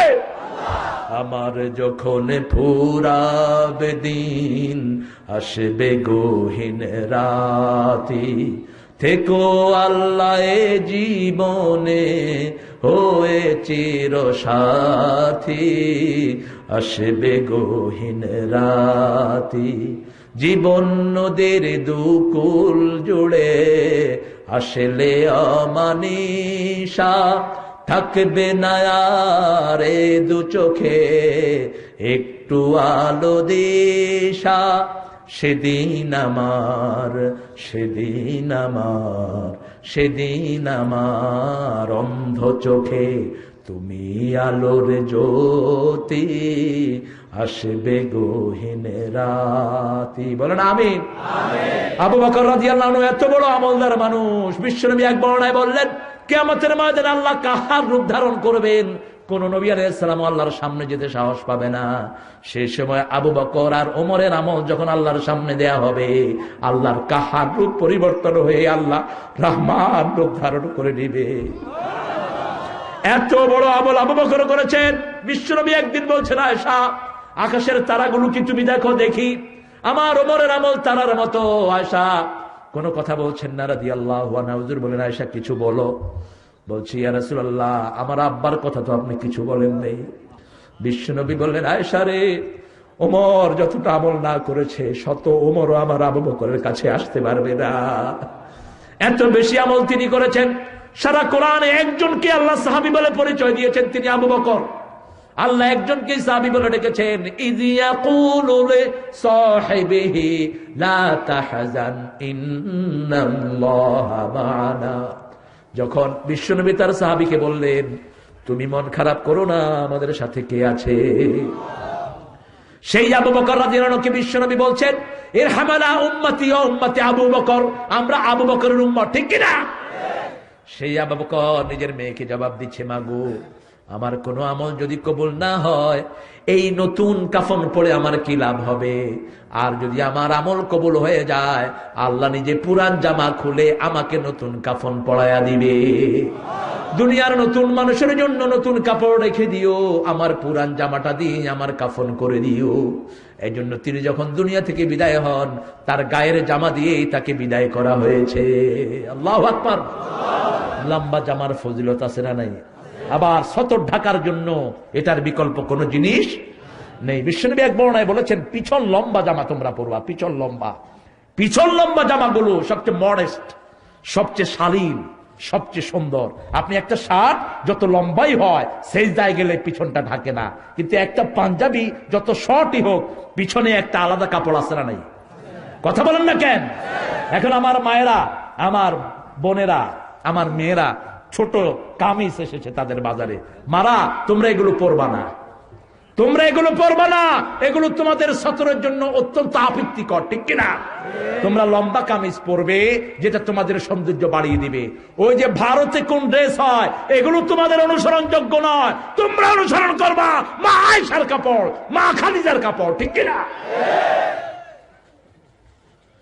এমন কোন বোরকা পরবা না যেগুলো শরীরের সাথে লেগে থাকে, সৌন্দর্য বাড়ায়। ওমর ফারুকের খেলাফতে তিনি পরিষ্কার কাপড় পরেও মেয়েদেরকে বাহিরে বের হতে দিতেন না। কোন মেয়ে যদি পরিষ্কার কাপড় পরে বের হতো, তাকে ঘরে ঢুকতে বলতেন সাইয়েদনা ওমর ফারুক রাদিয়াল্লাহু আনহু। পাইকারি হারে সব মেয়েকে সূরা নূর মুখস্থ করিয়ে দিতেন মুহাম্মদ সাল্লাল্লাহু আলাইহি ওয়াসাল্লামের প্রিয় খলিফা ওমর ফারুক রাদিয়াল্লাহু আনহু। সেজন্য ইসলাম আছে যেখানে আমরা আছি, কারণ আমাদের হিসাব নেবেন কে? সুন্দর করে আমাদেরকে সৃষ্টি করেছেন কে? আমাদের উপর খবরদারি আছে কার? আল্লাহ বলছেন, গোলাম, আমি তোমাকে বিভিন্ন চেহারায় সৃষ্টি করেছি। কাল্লা বাল তুকাযযিবুনা বিদ্দীন, কিন্তু তোমরা দিনের ব্যাপারে মিথ্যা কথা বলো। কারা মিথ্যা কথা বলে সেটাও কোরআন শরীফে আছে না নাই? আরাআইতাল্লাযী, পড়েন, আরাআইতাল্লাযী ইউকাযযিবু বিদ্দীন ফাযালিকাল্লাযী ইয়াদুল ইয়াতীম ওয়া লা ইয়াহুদ্দু আলা তুআমিল মিসকিন। আরাআইতাল্লাযী, have you seen those people who are denying the resurrection day? তুমি কি ওদেরকে দেখেছো যারা কিয়ামতের দিনের ব্যাপারে মিথ্যা কথা বলে? এখানে বলেন ইউকাযযিবুনা বিদ্দীন, কিয়ামতের দিনের ব্যাপারে মিথ্যা কথা বলে। তাদের খাসলত হলো এতিমের গলা ধরে ধাক্কা দেয়, ঠিক কিনা? তাদের খাসলত হলো মিসকিনদেরকে খাওয়ার ব্যাপারে উৎসাহিত করে। তাদের খাসলত হলো ফজর পড়লো, জোহরের খবর নাই, জোহর পড়লো, আসরের খবর, ঘুমাইয়া কাজা করেছো ফজর। ঘুম আসতেছে নাকি? ঘুম আসে? ঘুম তো একটু আসবে। কোরআন আছে যেখানে ঘুম আছে, মসজিদে গেলে যত মরার ঘুম সব আছে না নাই? ইমাম সাহেব দেয় খুতবা, আর যে যত পারে ঘুমাইতে থাকে। আর ইমাম সাহেবেরাও যখন খুতবা দেয় না, বয়া বয়া নিজেরাও ঘুমায় কতক্ষণ। কারণ মসজিদের জায়গাটাই হলো রহমতের জায়গা। কিসের জায়গা? সারাক্ষণ সেখানে কোরআন তেলাওয়াত হয়। এই জন্য গেলেই শান্তি আছে না নাই? মন খারাপ লাগলে কোথায় যাবেন? কিন্তু আমাদের দেশে মন খারাপ লাগলে বিড়ি খায়। দেখছো কিনা মানো না? হায় রে, বিড়ির একদিন আর হ্যার একদিন, এরকম টানা টানে। কইলাম কি রে? কয় মন খুব খারাপ। খুব খারাপ না? আরে বেকুব, তোর মন তো খারাপ ছিল, তোর ঠোঁটো খারাপ হয়ে গেল। এটা খাস কেন? আবার বাংলাদেশে এরকম জেলা আছে যেখানে ইমাম সাহেব, মুতাওয়াল্লি, মুয়াজ্জিন একসাথে মসজিদে বসে বিড়ি খায়। আমি গেলাম এক মসজিদে, বিশ্বনবী সাল্লাল্লাহু আলাইহি ওয়াসাল্লামের আদাতে মোবারকা ছিল, কোথাও গেলে তিনি প্রথম 2 রাকাত নফল পড়তেন। কয় রাকাত? এটা তিনি মসজিদে পড়তেন যদি মসজিদ থাকতো, আর তা না হলে ভূমিতে পড়তেন। জায়গাটাকে তিনি সাক্ষী রাখতেন। তো চেষ্টা করি, সবসময় পারি না। আপনি কোন এলাকায় গেলেন বারবার, সেখানে যদি কোন মসজিদে, ওই এলাকার মসজিদে আপনি টাচ না করেন, সময় থাকার পরে ওই মসজিদ লানত দিবে আপনাকে। এই জন্য তায়েফের ময়দানে মার খেয়েও বিশ্বনবী এত বড় বদদুয়া করেন নেই। যারা আযান শুনে মসজিদে যায় না, তাদের জন্য যত বড় বদদুয়া করেছেন। বিশ্বনবী সাল্লাল্লাহু আলাইহি ওয়াসাল্লাম বলেছেন, যারা আযান শুনে মসজিদে যায় না, আমার মন চায় তাদের বাড়ি ঘরগুলো আমি আগুন লাগায়া জ্বালায়া দেই। শুধু পারি না শিশু এবং মেয়েদের কারণে। আগুন লাগিয়ে জ্বালিয়ে দিতেন। মসজিদে গেলেই জান্নাতকে কাছে এনে দিবেন কে? মসজিদ আমার মনের বাগান, মসজিদ আমার ঈমান। মসজিদে গেলেই মুমিনের সার্টিফিকেট পাওয়া যায়। সুবহানাল্লাহ বলো। তো মসজিদে গেলাম তাহিয়াতুল মসজিদ পড়ার জন্য, দেখি যে 3 জনে বিড়ি খাচ্ছেন। আমাকে দেখেই বিড়ি পিছনের দিকে নিয়ে গেছে। এখন পিছনে বিড়ি নিলে ধোঁয়া বেশি হয় না, ধোঁয়া বাড়ে। অভিজ্ঞতা আছে মোটামুটি, খারাপ না। তো ধোঁয়া বেড়ে গেছে আরো। আমি বললাম ধোঁয়া কিসের? কয় না কিছু না, কার্পেটের সাথে চেপে কার্পেট পুড়ে ফেলছে, 3টা বিড়িরে নিবে ফেলছে সেখানে। আমি পিছনে গেলাম, দেখি যে বিড়ি। কয় মাফ করে দেব। আমি গেলাম, কেন এটা খান কেন? কয় যে আগে থেকে খাইতেছি তো এখন ছাড়তে পারতেছি না। তো মসজিদে কেন? কয় আমি মুতাল্লি। আপনি? কয় আমি ইমাম। আপনি মুয়াজ্জিন। মানে আর ধরার কেউ নেই, 3 জন ভাগে যুগে খাইতেছি। আর নিষেধ করবে কে? আমরা মসজিদ আমরা খামু, তোমরা কি হয়েছে? বা ওই যে 2 ছেলে তার বাপেরে পিটায়, পালার লোকেরা আসছে, বাপেরে পিটাস কেন? আমার বাপেরে আমি পিটামো, তোর কি বেড়া? এগুলো পিটানো দরকার, ঠিক কিনা? এক মসজিদে চুরি করতেছে এক লোক। ইমাম সাহেব এসে বলে, এই তুমি কে? আনা আব্দুল্লাহ, হাদা বাইতুল্লাহ, এটা আল্লাহর ঘর, আমি আল্লাহর বান্দা, চুরি করি তোমার কি? ইমাম সাহেব ছিলেন খুবই জ্ঞানী, ঘুষি দিচ্ছে, বলছে আল কিলো কিলুল্লাহ, এই কিলো আল্লাহর কি, তোর পিঠে মারতেছে। আলহামদুলিল্লাহ বলেন। আল্লাহ আমাদের দেশে কত সরল মানুষ দিয়েছেন। আহা, এত সরল মানুষ বাংলাদেশে। এক মুরব্বী মাহফিল থেকে উঠতেছে, আমি গেলাম, আপনি কই যান? কয় 3 নম্বরে যাই আমি। মানে 3 নম্বর কি হলো আবার? 1 নম্বর 2 নম্বর বুঝি। কয় বিড়ি খামু, বিড়ি বিড়ি। এই মাহফিলের কোনায় গিয়ে বিড়ি খেতেছে। আমি বললাম শেষ হয়নি। কয় সুকটান দিতেছে। এমনি ধরছে, এটারে সুকটান দিতেছে, মানে বিড়িও শেষ, ওর ছোট শেষ। আল্লাহ হেদায়েত দান করুন। আজকের মেডিকেল সায়েন্স বলছে বিড়ি শরীরের জন্য মারাত্মক। প্রতি বছর প্রতিদিন 4000 শিশু আক্রান্ত হয় বিড়ির ধোঁয়ার কারণে। প্রতি বছর 12 লক্ষ শিশু মেডিকেলে যায় বিড়ির ধোঁয়ার কারণে। 4 লক্ষ মানুষ বাংলাদেশ থেকে বিদায় হয় বিড়ির কারণে। সারা পৃথিবীতে আজকে এটার বিরুদ্ধে তুফান উঠেছে, কারণ যে শয়তানেরা এটা চালু করেছিল তারাই এখন ওটা থেকে বেরিয়ে আসছে, আসার চেষ্টা করছে। এটা প্রথম চালু করে ইহুদিরা। আল্লাহ ইহুদি থেকে আমাদেরকে হেফাজত করুন। আরো চিৎকার করে বলেন আমিন। বাল তুকাজ্জিবুনা বিদ্দিন, দিনের ব্যাপারে যারা মিথ্যা কথা বলে তারা হলো অপরাধী, ঠিক কিনা? যারা জাহান্নামকে বিশ্বাস করে না তারাই হলো দিনের ব্যাপারে মিথ্যা কথা বলে। আল্লাহ তাদের কথা বলছেন, হাদিহি জাহান্নামুল্লাতী, পড়েন, হাদিহি জাহান্নামুল্লাতী ইউকাযযিবু বিহাল মুজরিমুন ইয়াতুফুনা বাইনাহা ওয়া বাইনা হামিমিন আন ফাবিআইয়ি আলাই রাব্বিকুমা তুকাযযিবা। এই সেই জাহান্নাম যেটাকে জাহান্নামীরা পাপিষ্ঠরা অস্বীকার করত। পাপিষ্ঠরা যদি জাহান্নাম মানত তারা কখনো পাপ করতে পারতো না। এই জন্য পাপিষ্ঠরা জাহান্নামীকে অস্বীকার করে, ঠিক কিনা? এই পাপিষ্ঠদেরকে জাহান্নামে একত্রিত করে দিবেন কে? আবার পাপিষ্ঠরা যেখানেই থাকে তাদের জন্য জাহান্নামী থাকে। এরপরের আয়াতে আল্লাহ রাব্বুল আলামিন বলছেন, কাল্লা বাল তুকাযযিবুনা বিদ্দীন ওয়া ইন্না আলাইকুম লাহাফিযিন। আমাদের উপর সংরক্ষণকারী দিয়েছেন কে? আমাদেরকে সব সময় দেখেন এরকম পাহারাদার আছে না নাই? সবচেয়ে বড় পাহারাদার কে? কেরামুন কাতিবিন আছেন না নাই? নিজের শরীর আমাদের জন্য আছে না নাই? এই হাত দেখছেন আপনার বন্ধু, কিন্তু এটা আপনার শত্রু হবে, ঠিক কিনা? এই চোখ আপনার বন্ধু, কিন্তু চোখ আপনার বিরুদ্ধে কথা বলবে। কার কথা? এই মুখ আপনার বন্ধু, আপনার বিরুদ্ধে কথা বলবে। আপনার গরু ছাগল গুলো আপনার বিরুদ্ধে কথা বলবে। কে বলছেন? আনতাকানাল্লাহু আনতাকা কুল্লা শাই। আল্লাহ রাব্বুল আলামিন বললেন সব জিনিসের জবান আমি খুলে দেব। বিশ্বনবী সাল্লাল্লাহু আলাইহি ওয়াসাল্লাম বলছেন গরু ছাগলের জবান আল্লাহ খুলে দিবেন।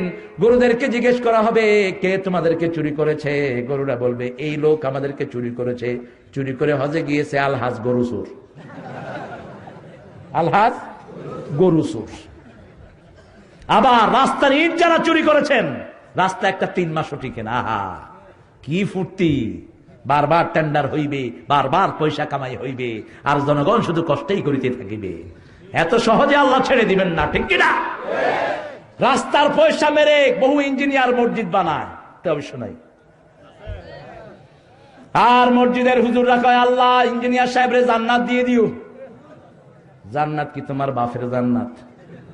রাস্তার পয়সা মেরে যারা মসজিদে ঢুকিয়েছো, জান্নাত তো দূরের কথা, মানুষের ঝাড়ুর বাড়ি খাবা কিয়ামতের ময়দানে, ঠিক না? ঠিক। এই রাস্তায় হিন্দু ভাইদের চলার অধিকার আছে না নাই? পশু পাখি চলার অধিকার আছে না নাই? আপনি কয়জনের হক মেরেছেন? অল্প কিছু মুসল্লির জন্য আপনি মসজিদ বানিয়েছেন, বাকি লোকদের জন্য আপনি কি করেছেন? তাদের হক তো আপনি নষ্ট করে দিয়েছেন, ঠিক না? ঠিক। এই জন্য প্রত্যেকের হক তাকে ফিরে দিতে হবে। কার হুকুম? আল্লাহ রাব্বুল আলামিন বলেছেন তোমাদের জন্য আমি সংরক্ষণকারী রেখেছি, কিরামান কাতিবিনা ইয়ালামুনা মা তাফআলুন ইন্নাল আবরারা লাফি নাঈম ওয়া ইন্নাল ফুজ্জারা লাফি জাহিম। নেক কাজ আছে যেখানে আনন্দ আছে, নেক কাজ আছে যেখানে শান্তি আছে। মসজিদে গেলে শান্তি আছে না নাই? কথা বলেন। তারাবি যখন পড়ি কষ্ট আছে না নাই? কিন্তু তারাবি যখন শেষ করি কেমন লাগে? নেক কাজগুলোর শুরুতে হলো কষ্ট, শেষে হলো শান্তি। আর বদ কাজগুলোর শুরুতে মজা, শেষে অশান্তি। চল সিনেমা হলে যাই। সিনেমার নাম কি? খাইছি তোরে।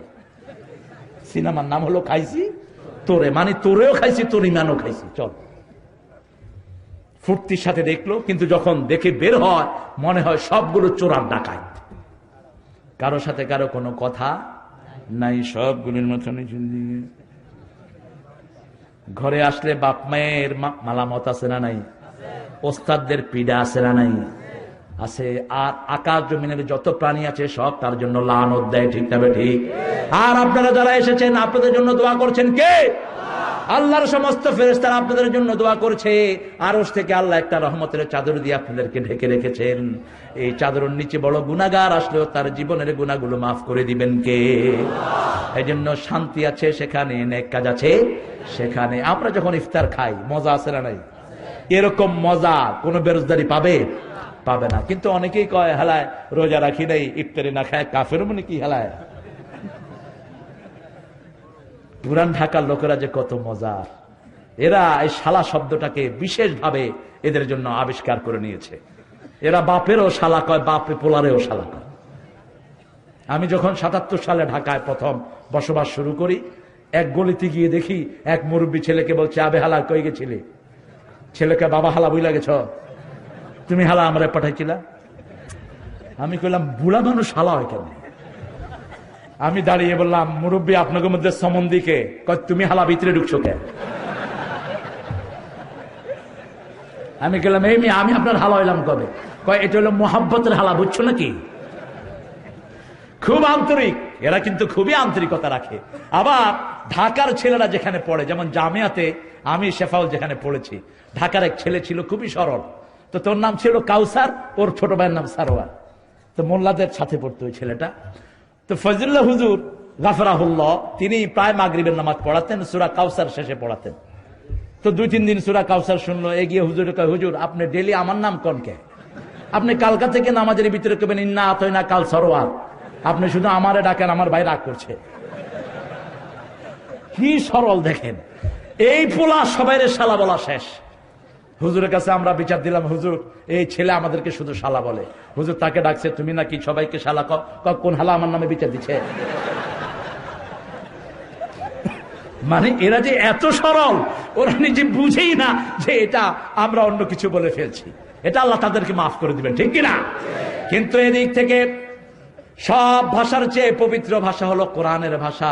কোরআনের ভাষার চেয়ে পবিত্র কোন ভাষা হতে পারে না। এজন্য কোরআন আছে যেখানে শান্তি আছে, ইসলামের ভিতরে আনন্দ আছে না নাই? আছে না নাই? আমাদের এই আনন্দ পবিত্র আনন্দ, ঠিক না ঠিক?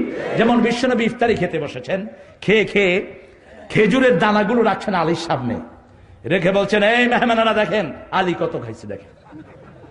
আলী রাদিয়াল্লাহু আনহু জামাই মানুষ, কয় শুনেন মেহমানেরা, আমি দানা রেখে দিয়েছি, আমার আব্বা দানা দুনা সব খায়া ভালাইছে। বিশ্বনবী মসজিদে নববীতে বসে বসে মুস্কি হাসছেন। সাহাবায়ে কেরাম কয়েকজন বলেন, হুজুর আপনি মুস্কি হাসেন কেন? মসজিদে নববীর সামনে বেলাল রাদিয়াল্লাহু আনহু মোরগ জবাই করেছেন। বিশ্বনবী বলছেন, উনজুর আল মুয়াজ্জিনু ইয়াজবাহুল মুয়াজ্জিন, এক মুয়াজ্জিন আরেক মুয়াজ্জিনকে জবাই করে দিচ্ছে, এই জন্য আমি হাসতেছি। মোরগ আজান দেয়, বেলালও আজান দেয়, তো মুয়াজ্জিন কি করতেছে? জবাই করে দিচ্ছে। কি সুন্দর! তিনি খুব এত শিক্ষণীয় বিশ্বনবীর জীবনী। আবার মা আয়েশার সাথে তিনি দৌড় দিতেন মরুভূমিতে, বিবিদের অধিকার কিভাবে দিয়েছেন দেখেন। আমরা হুজুররা যদি কোনো বউলয়া দৌড়াই, চাকরিও শেষ, ইমামতিও শেষ। মানছে দৌড়ায় একেবারে হুজুরের মাথা খারাপ হয়েছে, হুজুরের বাঁধ, ঠিক কিনা? কোন বিপদে আমরা আছি! জোরে সাইকেল চালাইছে এক হুজুর, তার ইমামতি শেষ। আমার কাছে এসে বললো যে আমার মতো আমার বের করে দিচ্ছে, আমি নাকি সাইকেল খুব জোরে চালাই। আমি বললাম, তুই তো জোরে সাইকেল চালাবি, তুই জোয়ান মানুষ, ও বুড়া মানুষ, ও তো সাইকেলে উঠতে পারে না।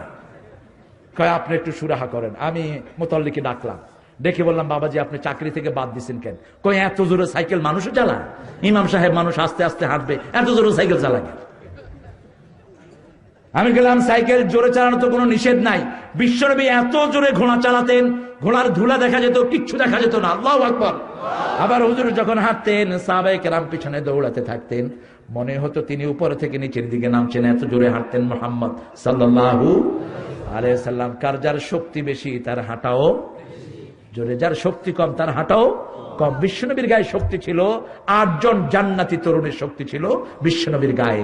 8 জন জান্নাতি তরুণ মানে হলো দুনিয়ার 4000 মোহাম্মদ আলীর শক্তি একা বিশ্বনবীর শরীরে ছিল। আল্লাহু আকবার। এজন্য তিনি যখন কাউকে একটু খোঁচা মেরেছেন, সে দুনিয়া থেকে বিদায় হয়ে গেছে, ঠিক কিনা? উহুদের ময়দানে আমার নবীর গায়ে আক্রমণ করতে এসেছে এক কাফের, শুধু তলোয়ার দিয়ে তার এখানে একটু খোঁচা দিয়েছেন, খোঁচার সাথে সাথে সেই দুনিয়া থেকে বিদায় হয়ে গেছে। আবার সৌদি আরবের সবচেয়ে বড় কুস্তিগির যে ছিল, তাকে 3 বার আসাল মেরেছেন মুহাম্মদ সাল্লাল্লাহু। সে মদিনায় ছিল, মনে আছে না? মদিনাতে সে কুস্তি করতে প্রতিদিন সকালে। বিশ্বনবী সাল্লাল্লাহু আলাইহি ওয়াসাল্লাম যখন মদিনায় গেলেন, সাহাবায়ে কেরাম পাহারা দিয়ে রাখতো যাতে হুজুর ওর সামনে না যায়, কারণ সে বলেছে আমাকে যে পরাজিত করতে পারবে আমি তার ধর্ম গ্রহণ করব। বিশ্বনবী সকালবেলায় হাঁটতে হাঁটতে তার সামনে গিয়ে হাজির। সে দেখেই আমার নবীকে চিনে ফেললেন, কারণ এমন জ্যোতিষময় চেহারা দেখেই যে কোনো লোক চিনে ফেলতো। এত সুন্দর চেহারা পৃথিবীতে আর কারো হতে পারে? চাঁদের চেয়ে সুন্দর তুমি নবী আমার কামলিওয়ালা, চাঁদের চেয়ে সুন্দর তুমি নবী আমার কামলিওয়ালা, সুখে দুঃখে দুরুদ পড়ো নবী আমার সাল্লে আলা, চাঁদের চেয়ে সুন্দর তুমি নবী আমার কামলিওয়ালা সাল্লাল্লাহু। আমরা বড় কষ্ট করে করে আপনার কোরআনের মাহফিল জিয়ে রেখেছি, কত কষ্ট করে আজকে কোরআনের মাহফিল করতে হয়, ঠিক কিনা? গানের আসরের জন্য 44 ধারা নাই, নাটকের জন্য কোন 44 ধারা, পূজা পার্বণের জন্য অনুদান আছে, কিন্তু কোরআনের বাগানে এই কাপাসিয়াতেও আমার মাহফিলে 44 ধারা জারি হয়েছে, ঠিক না? তোমরা যারা 44 ধারা জারি করেছো, আমরা তোমাদেরকে এমনি ছেড়ে দেব না। আবার 30-40 হাজার লোককে কোরআন শোনা থেকে বঞ্চিত করেছো, কিয়ামতের ময়দানে তোমাদের বিরুদ্ধে 40 হাজার লোক আসামির কাঠগড়ায় তোমাদেরকে দাঁড়িয়ে দিবে, ঠিক কিনা?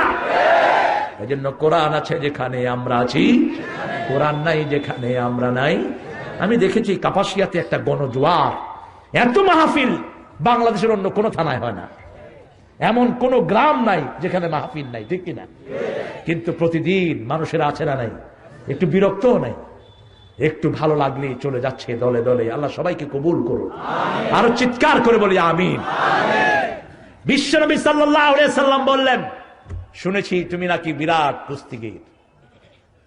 হ্যাঁ ঠিকই শুনেছেন, আপনি আমার সাথে লাগবেন? হুজুর বললেন, তুই লাগবি? কয় হ লাগুম। কয় তুই আগে ধরবি না আমি আগে ধরুম? কয় আপনি ধরেন। হুজুর কয় না বেড়া তুই ধর। কারণ প্রত্যেকের শক্তি সম্পর্কে নিজের জানা আছে না নাই? আমার শক্তি সম্পর্কে আমি জানি না?